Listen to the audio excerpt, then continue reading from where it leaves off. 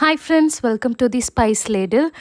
தஞ்சாவூர் திருவாரூர் சைடெல்லாம் நாங்கள் இந்த மாதிரி தான் நண்டு குழம்பு வைப்போம். கண்டிப்பாக எங்கள் சைடு நண்டு குழம்பு ஒரு தடவை ட்ரை பண்ணி பாருங்கள். அவ்வளோ டேஸ்ட்டாக நல்ல மணமாக இருக்கும். அது எப்படி செய்கிறதுன்னு பார்க்கலாமா?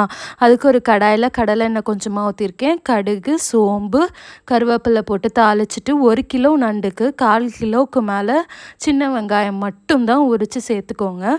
அது கூட ஒரு பச்சை மிளகா கீரி சேர்த்துக்கோங்க. 2 பழுத்த தக்காளி அதையும் கட் பண்ணி சேர்த்துக்கோங்க. நல்லா வதக்கிக்கோங்க. வதக்கிட்டு நம்ம க்ளீன் பண்ணி வச்சுருக்கிற நண்டு, நான் காலெல்லாம் தனித்தனியாக உடச்சி எடுத்து நடுவில் உள்ள பீஸையும் நாங்கள் 2ஆக கட் பண்ணி தான் சேர்த்துருக்குறேன். நல்லா மிக்ஸ் பண்ணிக்கோ. ஒரு 5 மினிட்ஸ் நல்லா அந்த எண்ணெயிலே வதக்கிக்கோங்க. ஒரு மிக்ஸி ஜாரில் 5 டேபிள் ஸ்பூன் சோம்பு, 2 டேபிள் ஸ்பூன் ஜீரகம், 1 டேபிள் ஸ்பூன் மிளகு, இந்த அளவை மட்டும் மாற்றிடாதீங்க. இதுதான் இந்த நண்டு குழம்போட மெயின் மசாலாவே. அதையும் நண்டோட சேர்த்து நல்லா மிக்ஸ் பண்ணி விட்டுருங்க. அது கூட 1/2 டேபிள் ஸ்பூன் வெறும் மிளகாய் தூள், 1 டேபிள் ஸ்பூன் மல்லித்தூள், ஒரு 1/4 டேபிள் ஸ்பூன் மஞ்சத்தூள் போட்டு நல்லா மிக்ஸ் பண்ணி விட்டுருங்க. அது கூட தேவையான அளவு கல்லுப்பு நான் இந்த டைமில் கொஞ்சம் போட்டுக்கிறேன். அதுக்கப்புறமா கொஞ்சம் டேஸ்ட் பார்த்துட்டு பத்தலைன்னா நம்ம அப்புறமா போட்டுக்கலாம். போட்டு நல்லா வதக்கி விட்டுருங்க. நல்லா எண்ணெயில் நல்லா வதங்கணும். அது கூட 1 டம்ளர் தண்ணி ஊற்றிக்கோங்க. ஊற்றி நல்லா மிக்ஸ் பண்ணிவிட்டு கொஞ்சம் நேரம் வேக விட்டுருங்க மூடி போட்டு.